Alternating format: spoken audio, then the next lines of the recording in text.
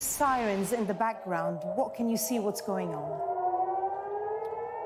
Well, we're hearing quite a lot of activity now. You can obviously hear the sirens. We've been told by the Israeli Defense Forces that they are prepared for a scenario. They warned that there would be sirens heard across Israel when these drones started to come in. We're also hearing the sound of explosions as well. We've seen a lot of what look like air defense interception systems over Jerusalem, and we've heard explosions as well. Now, what exactly that is, we don't know, but certainly the warning was that the drones would hit Israeli soil at around 2 o'clock, so very soon. It's coming up to that hour now. Now, throughout the evening, we've also heard the sound of warplanes going overhead, fighter jets. We're told by the Israelis that tens of fighter jets. You heard another explosion there in the distance, slightly off to my left.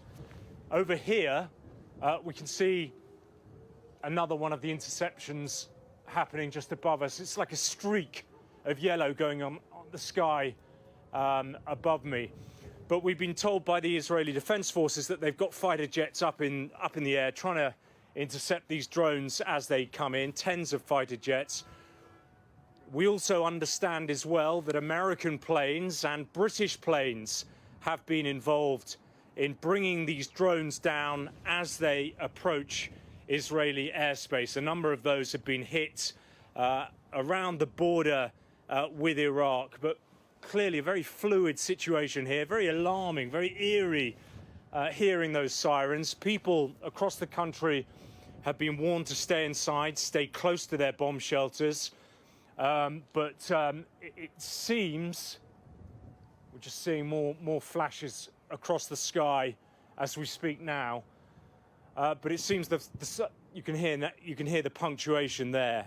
But the hope is, of course, from the Israelis that they can bring all of these drones down. And I think the big question really that many people have is whether or not these drones, another explosion there, whether these drones get through, whether they cause any damage, whether there is any loss of life, and what the reaction will be from the Israeli government and obviously the Israeli Defense Forces.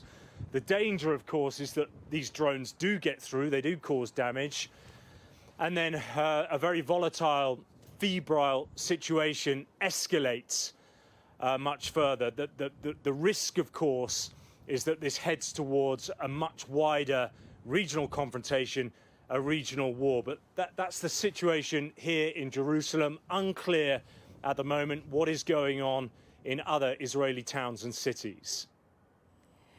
Absolutely dramatic pictures there, Alex. And I mean, as you say, you're in Jerusalem. Just tell us, how rare is it to see these kinds of interceptions in Jerusalem? Because, of course, it is something that, for example, on other borders outside of Jerusalem, the Israeli border, these interceptions do happen. But how rare is it to see it over Jerusalem? I think we're hearing more explosions, actually, Barbara, in the distance, quite faint away. You probably can't make this out, but I'm also hearing a lot of car alarms that have been set off as well by the frequency of these explosions. It's pretty unusual, really, in Jerusalem. It does happen. Hamas, of course, has the capability, or had the capability, to fire rockets this far, but it is quite unusual, certainly, to see that many interceptions going on here. Jerusalem, of course, is the city that Israel calls its capital. It's a disputed city, of course, not recognized by most of the international community, but pretty unusual. Of course, the other place which will be a focus is the commercial capital of Israel, Tel Aviv. Not sure at this stage, as I've been talking to you, what the situation is there.